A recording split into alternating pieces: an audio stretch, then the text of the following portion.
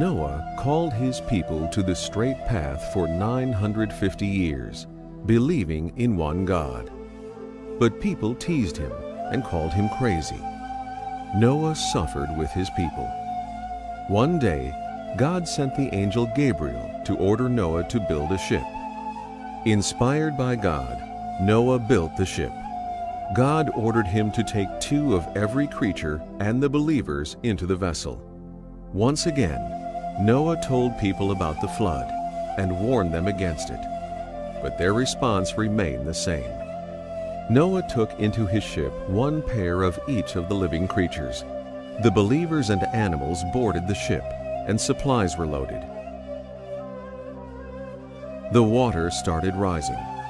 A long and hard journey was awaiting Noah. Days passed, and food was scarce. They were facing starvation. The ship struggled with the waves during the flood. When it came aground on top of a mountain, which is speculated as Mount Ararat, the highest mountain in Turkey and Europe, with a summit of more than 5,100 meters. This is also mentioned in the Old Testament.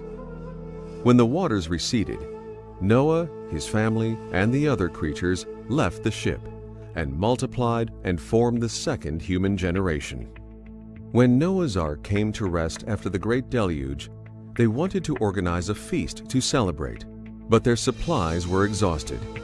They searched through the ark, collecting every little bit of food they could find, and put it into the pudding and made themselves a splendid feast of Ashura. Hence, they had a good taste during a very difficult time.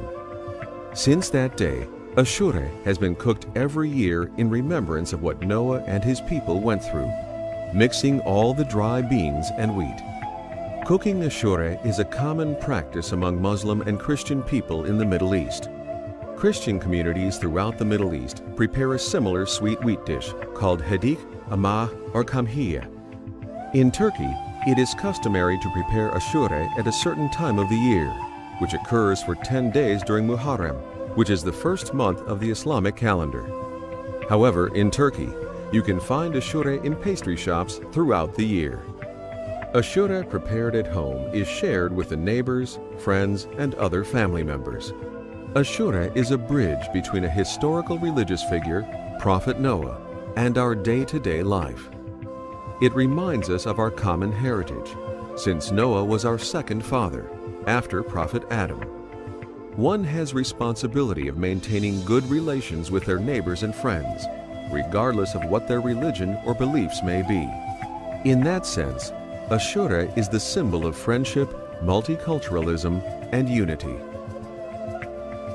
The most important characteristic of Ashura is that the ingredients, not related to one another, are combined. Haricot bean, chickpea, broad bean, wheat, currant, apricot, fig, orange peel, hazelnut, walnut, pignolia, chestnut, raisin, rose extract, rice, milk, sugar, with pomegranate pieces on it. Now, as you can see, such different ingredients come together, and a flavor emerges. Each of the ingredients in Ashura preserves its own flavor. However, this flavor does not come to the fore. We feel their flavors separately. Nevertheless, there is a dominant new flavor, the Ashura flavor. Even the preparation of Ashura has deep meanings. The cooking periods of the ingredients differ. They are all cooked separately. Some are soaked. Some are added as they are. Ashura includes so many ingredients, yet it has one single taste. That shows how it is possible to reach unity within diversity. As the American national motto says, E pluribus unum. Today, our world is going through a difficult period. We are dealing with huge problems, such as the gigantic waves that surrounded the Ark of Prophet Noah. In order to face these problems while maintaining our own identities, we should promote our common human values. As Fethullah Gulen, a Muslim scholar and a pioneer of interfaith dialogue in Turkey, stresses, cultural diversity will always persist.